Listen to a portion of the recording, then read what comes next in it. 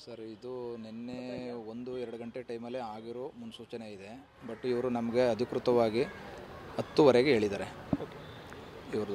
ಇವರೊಂದು ಕೆಲವೊಂದು ಕರ್ಮಕಾಂಡಗಳು ಮತ್ತು ಇವರ ರಾಂಗ್ ಮೆಡಿಸನ್ಸು ಮತ್ತು ಇವರ ಟ್ರೈನಿಗಳ ಬಿಟ್ಟು ಟ್ರೀಟ್ ಮಾಡೋದು ನಾನಾ ಥರ ತಪ್ಪುಗಳು ಇಟ್ಟುಕೊಂಡು ಇವೆಲ್ಲ ಇದ್ದುದರಿಂದ ಇವರು ನೈಟ್ ಹೊತ್ತು ಏನಾದರೂ ಬೈ ಚಾನ್ಸ್ ಇದಾದರೆ ಆಕಸ್ಮಿಕ ಅಂತ ಹೇಳಿದ್ರು ತೊಗೊಂಡು ಹೋಗ್ತಾರೆ ಬಾಡಿಯ ಅನ್ನೋ ಉದ್ದೇಶದಿಂದ ಈ ಥರ ಇದು ಮಾಡಿದ್ದಾರೆ. ಅದಕ್ಕೆ ಮುಂಚೆ ನಮಗೆ ಕೆಲವೊಂದು ಕಣ್ಣುಗಳಿಗೆ ಮೇಲ್ನೋಟದಲ್ಲೆಲ್ಲ ಗೊತ್ತಾಗಿರೋದ್ರಿಂದ ಒಳನೋಟ ಮತ್ತು ಮೇಲ್ನೋಟ ಎರಡು ಕಡೆಯಿಂದಲೂ ಗೊತ್ತಾಗಿರೋದ್ರಿಂದ ನಾವು ಇದಕ್ಕೆ ಅವಕಾಶ ಮಾಡಿಕೊಡೋಕ್ಕಾಗಲ್ಲ.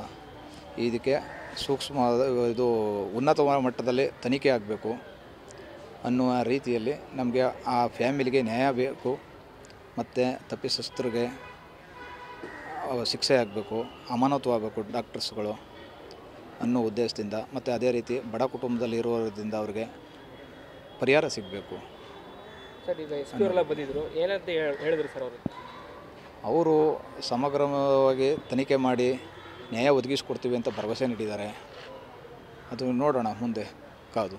ಸರ್ ಇವಾಗ ಇಲ್ಲಿ ವೆಯ್ಟ್ ಮಾಡ್ತಾ ಇದ್ದೀರಿ ಸರ್?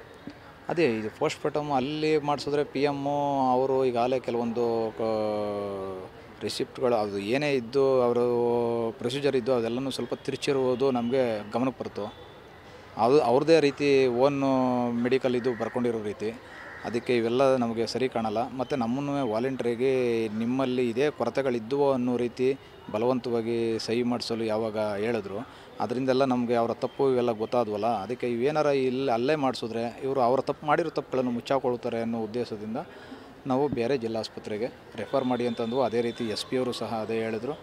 ಅದರಿಂದ ನಾವು ಮೈಸೂರಿಗೆ ತೊಗೊಂಡು ಬರಬೇಕಾಗಿ ಬರಬೇಕು. Separate medical team post mortem ಮಾಡುತ್ತೆ ಹೇಗೆ ಸರ್ ಅಂತ ಅದನ್ನು ಈಗ ಕೇಳಿ ನೋಡಬೇಕು ಸರ್. ಈಗ ನಾವು ಇನ್ನೂ ಇವರು ಬಂದಿಲ್ಲ ಡಾಕ್ಟರ್ಸ್ ಬಂದ ಮೇಲೆ ಇದು ಮಾಡಬೇಕು. ಇದು ಮೆಡಿಕಲಲ್ಲಿ ಇದು ರಿಯಾಕ್ಷನ್ನು ಇದಾಗಿರೋದ್ರಿಂದ ಇದು ಮೋಸ್ಟ್ಲಿ ಮೆಡಿಕಲ್ ಎಕ್ಸ್ಪರ್ಟ್ಗಳೇ ಮಾಡಬೇಕು ಅಂತ ನನ್ನ ಅನಿಸಿಕೆ. ಅದನ್ನು ನೋಡೋಣ ಮುಂದೆ ಯಾವ ಥರ ಪ್ರೊಸೀಜರ್ ಮಾಡ್ತಾರೆ ಅಂತ. ಇನ್ನೂ ಅಲ್ಲಿ ಇದಕ್ಕೆ PM ಇದಾಗಿಲ್ಲ, ಇಲ್ಲಿ ವೆಹಿಕಲೆಲ್ಲ ಇದ್ದಾವೆ ಬಾಡಿ. ನೋಡೋಣ, ಕಾದು ನೋಡೋಣ. ಮಧು.